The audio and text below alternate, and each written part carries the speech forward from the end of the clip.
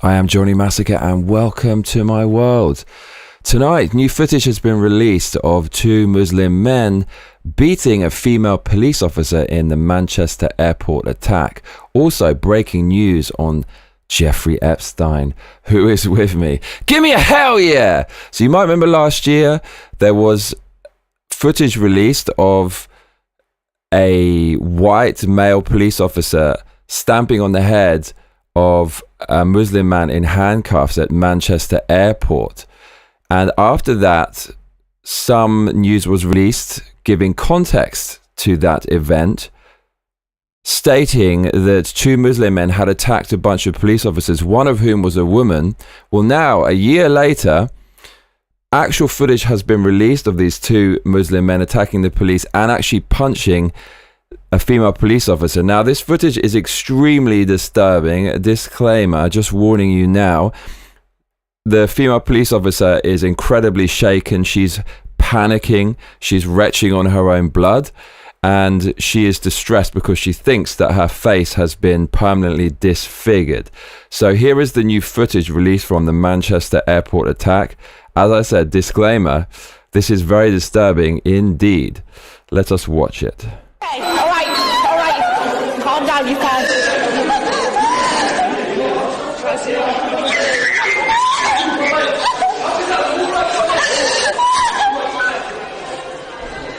Okay. You all right? Sit down for me.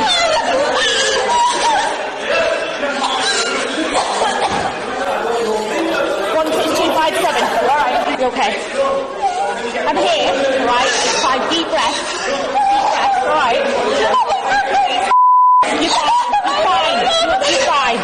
We'll deal with it. Oh, Jesus Christ. Okay, so this is the extreme end of the results of DEI policies. If you assume that any imbalance in job statistics between male and female is down to oppression, so we have to artificially rebalance those numbers through social engineering, it turns out that some jobs are taken by men for a good reason, and it's not because of patriarchy or oppression. It's because men are built to deal with dark, dirty, and dangerous work, such as policing. So there we are seeing the results of cynical political policy, putting women into roles where often they shouldn't be in order to take over industries and become powerful. The left take over institutions, whether entertainment, media, government roles, health roles, education roles, and policing roles there. The HR departments and DI departments that push for these things get a lot of money, government money, but it's at the expense of people's health and in some cases even lives. That woman could have been killed there. So that footage just released, absolutely crazy footage, very disturbing indeed. And it's amazing that this has taken a year to come out, but we do actually have the footage now, so better late than never. There's other footage of the event as well. Let's go through that right now. So this is the moment the two Muslims assault police officers. So the police are trying to arrest them at Manchester airport. There's a headbutt. And it's just a brawl. It's these two Muslim dudes just getting into a brawl with police officers. I mean, you've got to be... And I think he gets taken out there, as you can see. You've got to be mad. You've got to be completely crazy to start fighting with the police, number one. And at an airport, number two, even worse. High security place. Seeing body cam footage here. Looks like the guy was tasered. Absolutely crazy scenes. This was last year in July. Brawl between a couple of Muslim guys and the police. I don't know about you, but growing up in London, I knew never ever to F with the police. If they stop you, if they ask you anything, just be calm and answer their questions, and certainly don't get into a fight with them. You could be in big trouble. Some more body cam footage here, it appears, of the brawl close up. And the tasering there. So all of this footage is now coming out. So absolutely fascinating to see. Now, here is the footage we actually got within days of the original event last year in July. Out of context, we just saw a police officer stamping on the head and kicking the head of the guy who was part of the brawl and the guy who bloodied the female police officer's face. So he gets kicked in the face there, and he gets his head stamped on. Now,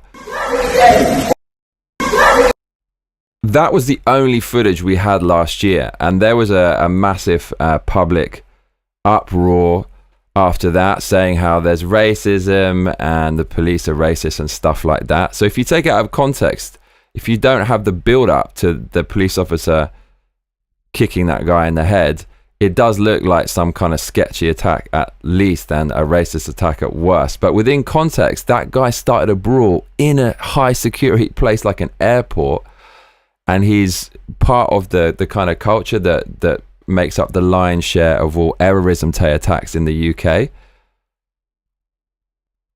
And he's just knocked out a female police officer and bloodied her face. She's paranoid her face has been destroyed forever. She's having a panic attack. With that kind of context, then you can actually understand why it was happening. Doesn't body cam footage make things look crazy? So we've had various body cam footage over the years recently, and it just makes things look super, super dramatic. And you can see here the assailant knocking out the female police officer. This is an image that's going to become quite iconic. It will obviously be used as a poster for anti-mass migration, and it just looks absolutely crazy. That it was brothers who started this brawl, and in the wake of it last year, they were often portrayed as victims. But this was the footage that we didn't see. This is the image that we didn't see of one of the brothers knocking out a female police officer. The brothers have denied assaulting police, and their case is being heard right now. When this happened, this is a famous kind of Muslim lawyer who seems to represent all the worst criminals in the UK. The story, as I said, was that these two brothers were victims. But this is the reality of what happened, the context we didn't see. So at the time, the media often reported on these brothers as victims. So here is an article by The Guardian that came out at the time of this brawl, and the headline is, "Teenager kicked in the face by Manchester police is traumatized, solicitor says." So that was the story that we actually got. But this was the real story. So we had the footage of the head kicking nearly immediately. It was released by a member of public, according to Grok. And then a year later, we have the context of the situation, which is this female police officer absolutely getting destroyed by one of these brothers. It almost looks like a cover-up that they held this down, because the UK always seems to suppress information regarding minorities because, well, you can leave your opinions about that in the comments box below. At the time, the Muslim Council of Britain said about the aggressive use of force on the Muslim brothers last year in a statement that the Muslim brothers were the victims. They said, "We're deeply shocked and alarmed by footage showing the aggressive use of force on passengers at Manchester Airport." Left out of this report was the fact that the Muslim brothers actually started the aggression and knocked out a female police officer. So this is all occurring against the backdrop of the UK government being accused on social media a lot, especially on X, of two-tier policing, where when it's Muslim people committing crimes, they don't release a lot of information. But if it's not a Muslim person committing a crime, then the press are absolutely all over the alleged perpetrators and stuff like that. So around the same time last year, do you remember there was something called the Southport stabbings in the UK, where it's like a second generation Rwandan immigrant with Rwandan parents went out and abstay and made a bunch of young children, three of whom at least passed away, unfortunately, and who were under the age of 10 years old. Well, at that time, the guy's name was Axel Ruda Kubana. There were riots afterwards, and the people in the riots who got the information that he might be a Muslim, and then that was denied by the UK government, even though it came out later that he did have a Quran in his house. Those people rioting were fast-tracked to jail. Fast-tracked. They were in jail super duper quick, and the attacker was branded a victim in the press. He was presented as a Welsh choir boy, often in the UK media.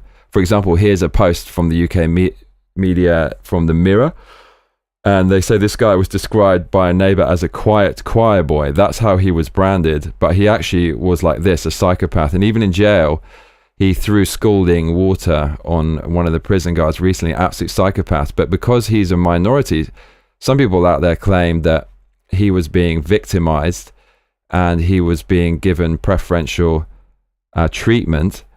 And the riots that occurred in the wake of this, that were caused by the fact that partly because he might be a Muslim, and as I said, the UK government denied that, but it came out he did have a Quran. The UK government at the time said those being caught in riots across England can expect to be rapidly processed through the court. So anyone in these riots against the possible results of mass migration instantly went to jail. But then people who do mass migrate, this case, which is the main story today, which is these Muslim brothers attacking police officers, one of whom knocked out a female police officer, their trial hasn't been fast-tracked. It's been a year. It's been a year since then, and only now some of the information is coming out. It's been nearly a full year. It will be a year in a couple of weeks. So absolutely crazy news. And the female police officer said something rather depressing, which was that other people in the car park were simply filming on their phones and shouting stuff. Nobody came to assist. I felt everyone in the room was against us. Why would you come and assist a female police officer when Jordan Neely tried to be a hero over a year ago in New York by apprehending a mentally ill, dangerous, potentially murderous individual on the subway? And Neely ended up in jail and nearly had his life ruined. There's obviously a two-tier system, a Marxist system, where minorities are perceived as victims, and white straight males and males in general, natives born to the UK with English heritage, are presumed to be oppressors, and so therefore they are judged to a different standard. Why would you get involved in something like this? Honestly, ask yourself, men out there, in your heart of hearts, if you saw the female police officer getting attacked by some Pakistanis in a UK airport, would you feel going in to help the female police officer that nothing bad's going to happen to you? I wouldn't get involved.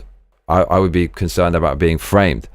So that's rather sad that the female police officer didn't have anyone come to help her. But then with all the kind of propaganda in recent times that women are just as strong as men and women are just as good as men in sports, is it any wonder that things are happening like this? The UK police are actually currently in a diversity drive. According to College of Policing at college.police.uk, the police in the UK have hired more women than ever before. The Home Office has reported an increase in women joining the police between July and September 2021. Back then, 11,053 officers were hired, and female officers accounted for 45% of all new joiners. That was in 2001.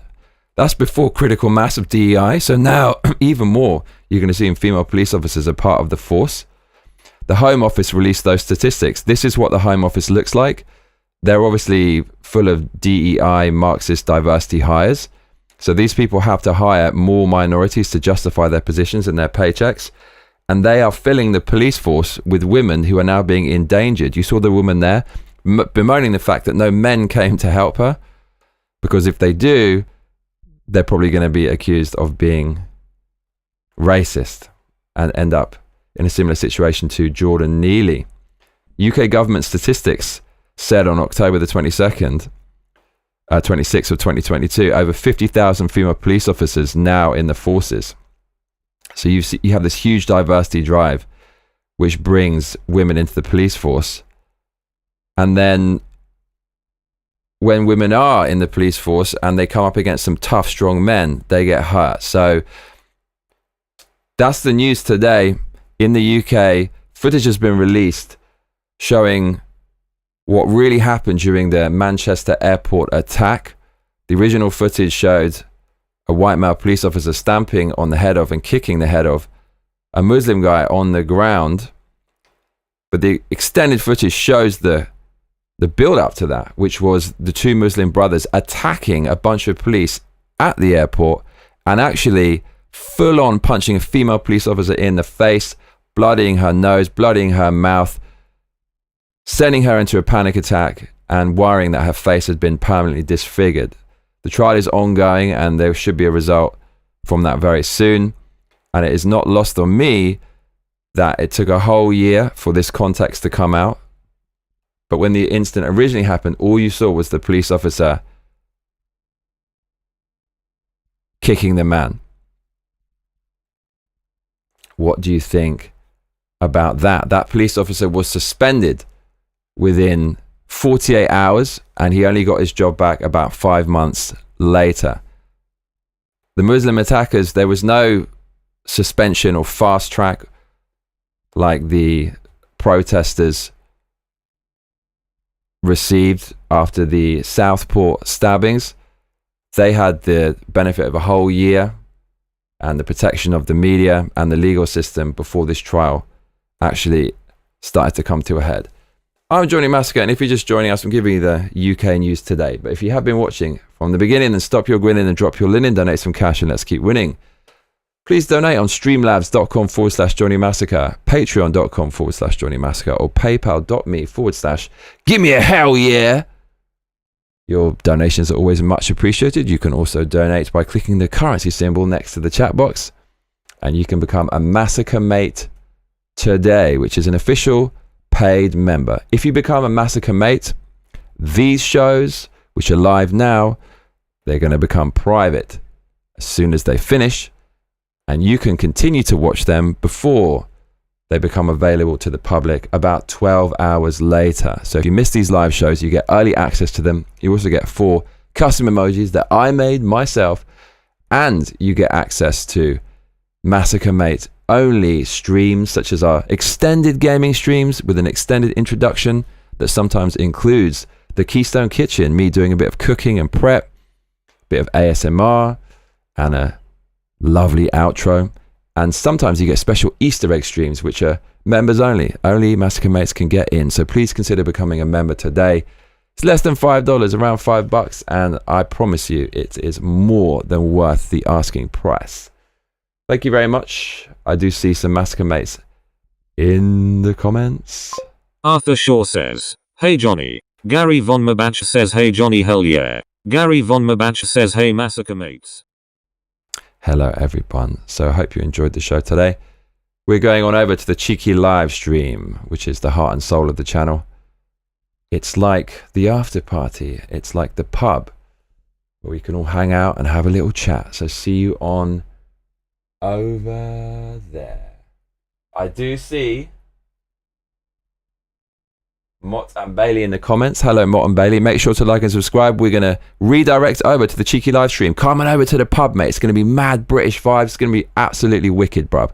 Thank you so much, everyone. Much love. Take care. See you in